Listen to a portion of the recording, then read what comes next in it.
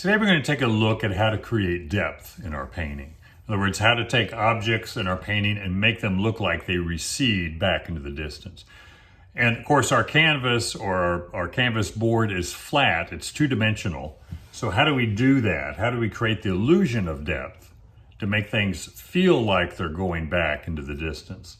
And we want to look at three different ways. One is value, darks and lights.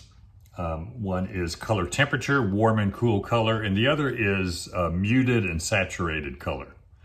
So we're taking a look at a couple of paintings here. This is by William Keith, early California painter. And here he's using primarily value. You can see how dark the dark trees are here compared to the darks on the mountain. There's a big jump in value difference. So that makes the mountains go back and recede. Not much temperature change and very little saturated color change. In other words, there's not much difference in intensity in a lot of these areas than there is in the background. So he's using primarily value change here to make things recede. The next one is a painting by John Carlson, painted this probably 20s or 30s, 1920. And here he's using all three. He's using value. It's got darkest darks up front. The darks get a lot lighter as they recede and go back. And he's also using temperature. Colors back in here are a lot cooler compared to the colors in the middle ground and the foreground here. There are oranges, there are warmer colors in the background, but they're cooler compared to the foreground and the middle ground. These colors in here are just a little warmer, a little more saturated than the same colors back in the background. And he has a little bit of blue in all the colors in the background. And that kind of holds it together, keeps it into the distance. So the oranges, the red violet, all have a bit of blue in them, and that keeps them further away. And using saturation. These colors are not as intense, not as saturated as the greens are up in here, or the red oranges in the middle ground and a few spots in there. So even the blue shadows are a little more saturated than the bluer shadows in the background. So using all three there. So I've got a step-by-step painting I did of a scene in Wyoming near Du Bois. And here I'm breaking things down into more three layers. I got kind of a foreground, middle ground, and then background in there. So I want to set up the values and the intensity of color and the color temperature to show those three layers. And you have to be intentional about it. If you're using a photograph, you don't want to copy the values and the color temperature exactly as you see it. You want to push it a little bit more to create that difference between those three layers. And that's the key. I have to have a comparison. I can't just say, well, I'm going to make this blue and this yellow-orange, and that separation will create depth. It would, but we want the background to be cool compared to the foreground. Because I might have some oranges or red oranges or yellow greens in the background. But compared to the same color or any color in the foreground and middle ground, it has to appear cooler and more muted. So first step here is just to get a few lines down to separate the planes of the sky, mountains, trees, foreground, slanted area. No detail because I'm going to cover it all up with value and color in a minute. I've put down spots of color here because I'm kind of pre-mixing a little bit just to compare how they work on the canvas. Now I'm starting back to front. I've got more of a yellow, almost kind of a bluish green sky, a warmer sky than just white and blue, because I'm looking somewhat into the sunlight, so it has to be a bit warmer, some yellow involved. Also the background mountains, just a bluish violet. Start out very simple. The more simple the values are of these layers, the more I can adjust them later.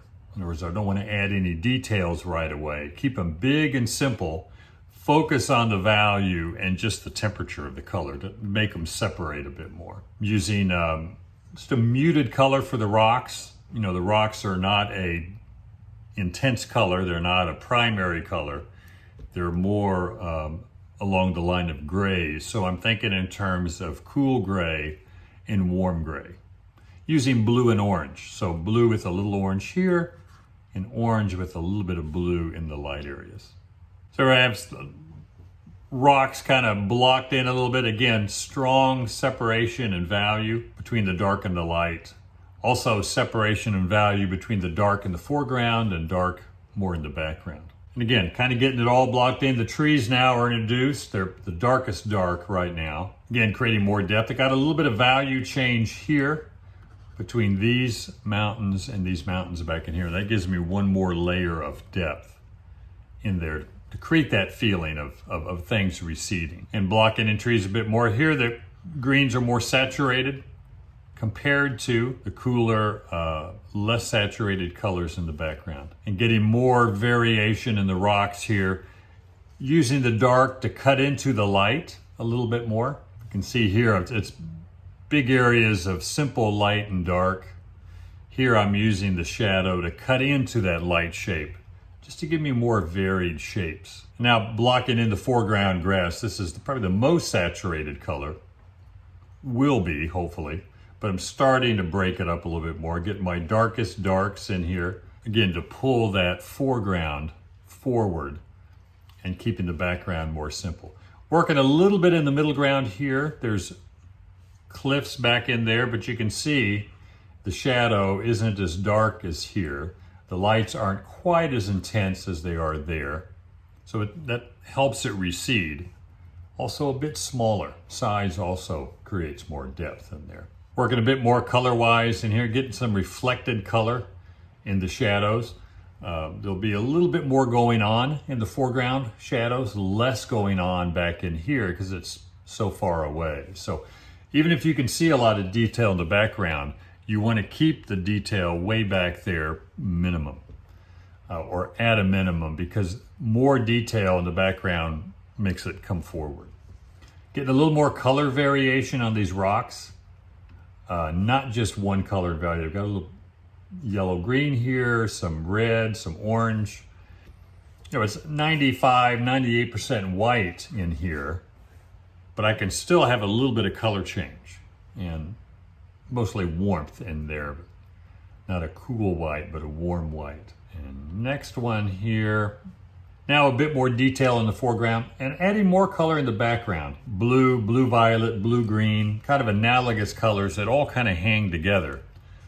I don't want a lot of yellows and oranges back in there because that'll warm it up and pull it forward. So staying with colors that are next to each other on the color wheel, but some variation to suggest some form in the background. I don't want it a flat value. So a little bit of value change, a little bit of color change, but a lot of value change and a lot of color change up front. And again, the darker darks are pulling things forward. And here's the last step here.